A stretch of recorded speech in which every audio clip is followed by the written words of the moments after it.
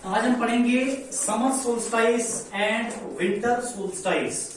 Summer और winter, that means कि हम यहां पर पढ़ेंगे कि गर्मी और सर्दी की क्या प्रक्रिया है। अगर हम देखते हैं हमारे अर्थ के ऊपर, तो मौसम में जो सीजनल चेंजेस होती हैं वो कैसे होती है, समर कैसे आता है और विंटर कैसे आता है, ये हम देखते हैं। हमारे पास दो चीजें होती हैं, एक होता है रेवोल्यूशन, अर्थ जब जो है सन के चक्कर लगा रही है उसको बोलेंगे रेवोल्यूशन। रेवोल्यूशन की वजह से दूसरी बात क्या होती है, दूसरी बात होती है tilted position of the earth. Earth जो है किस तरीके से घूम रही है, अर्थ जो है किस तरीके से घूम रही है, कैसे अगर हम देखें तो हम देखते हैं कि हमारा नॉर्दर्न हेमिस्फीयर ये है, साउथर्न हेमिस्फीयर ये है, इस तरीके से। लेकिन हमारी अर्थ क्या होती है, वो झुकी हुई होती है। तो नॉर्थ वाला जो एरिया है वो अर्थ की तरफ क्या हुआ है, झुका हुआ है। जब अर्थ की तरफ झुका हुआ है दैट मीन्स कि यहां पर आप देख रहे हैं कि सन की सारी रेज जो है वो किसके ऊपर पड़ रही है, नॉर्दर्न हेमिस्फीयर के ऊपर पड़ रही है। जब नॉर्दर्न हेमिस्फीयर के ऊपर पड़ रही है तो जाहिर सी बात है यहां पर क्या होगा, ज्यादा गर्मी होगी। और जून में आप देखते हो 21 जून को जो है सबसे ज्यादा गर्मी पड़ती है और सबसे बड़ा दिन जो है वो 21 जून जो है कहलाता है। क्यों? क्योंकि सन की रेज डायरेक्टली यहां पर पड़ रही है। और आप देखो यहां पर इक्वेटर के जस्ट ऊपर एक लाइन पड़ती है जिसको हम बोलते हैं ट्रॉपिक ऑफ कैंसर। पूरी जो सन की रेज उसके ऊपर पड़ती है वो 21 जून को सबसे बड़ा दिन जो है वो माना जाता है।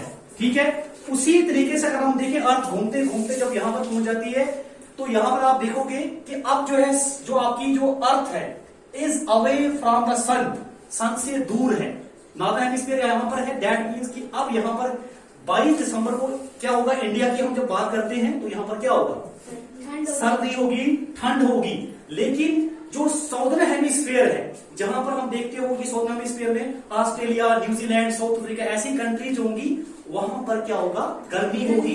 दिसंबर के महीने में वहां पर क्या होगी, वो जैसे आज हम गर्मी महसूस कर रहे हैं वहां पर 22 दिसंबर को सबसे बड़ा जो है डे माना जाता है, वहां पर गर्मी पड़ती है। और आप देखो यहां पर इक्वेटर के साथ में अगर आप देखेंगे तो यहां पर एक लाइन है tropic of Capricorn, tropic of Capricorn. यहां पर भी सन की रेज डायरेक्ट पड़ रही है, इसी वजह से जो है 21 या 22 दिसंबर हम इसको एज्यूम करते हैं, तब क्या होता है कि सबसे बड़ा दिन साउदर्न हेमिस्फीयर में माना जाता है। और हम अगर इंडिया की बात करें तो उस टाइम ठंड होती है, ठीक है, रातें क्या होती हैं, छोटी बड़ी होती हैं, दिन छोटे होते हैं इंडिया के पर्सपेक्टिव में।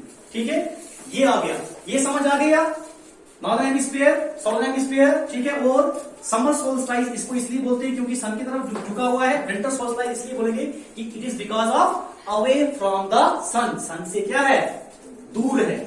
इसी तरीके से हम एक और चीज पढ़ेंगे इसमें कि हमारा जो ये अर्थ है, अर्थ की सेंट्रल लाइन जो होती है उसको क्या बोलते हैं, हम इक्वेटर बोलते हैं।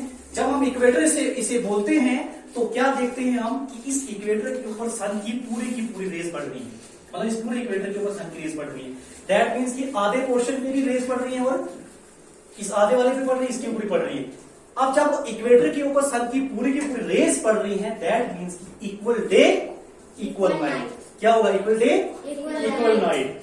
सन घूमते घूमते अर्थ घूमते घूमते ऐसे चलती जा रही है। और हम देखते हैं कि सितंबर के महीने में नॉर्दर्न हेमिस्फीयर में क्या होगा, पतझड़ कहलाएगा। क्या होगा, पतझड़ होगा, स्प्रिंग सीजन होगा। और हम बात करें मार्च में तो क्या होगा, मार्च में क्या होगा, ये स्प्रिंग क्या कहलाएगा, स्प्रिंग कहलाएगा। उसी तरीके से अगर हम साउदर्न हेमिस्फीयर की बात करेंगे तो सितंबर में वहां पर क्या होगा, स्प्रिंग होगा, यहां पतझड़ वहां पर स्प्रिंग, और मार्च में वहां पर क्या होगा, पतझड़ होता है। समझ आई? इसको बोलते हैं इक्विनॉक्स। क्या बोलेंगे, इक्विनॉक्स। जब इक्वेटर के ऊपर जो है सन की रेज पड़ती है बराबर दोनों हेमिस्फीयर के ऊपर, उसको क्या बोलेंगे, इक्विनॉक्स। तो ये था कि हमारी सीजनल चेंजेस कैसे आती हैं, सर्दी और गर्मी कैसे बढ़ती है, और हमारा जो है मौसम कैसे तब्दील होता है। ठीक है, ये आ गया आपका summer solstice and winter solstice. ठीक है।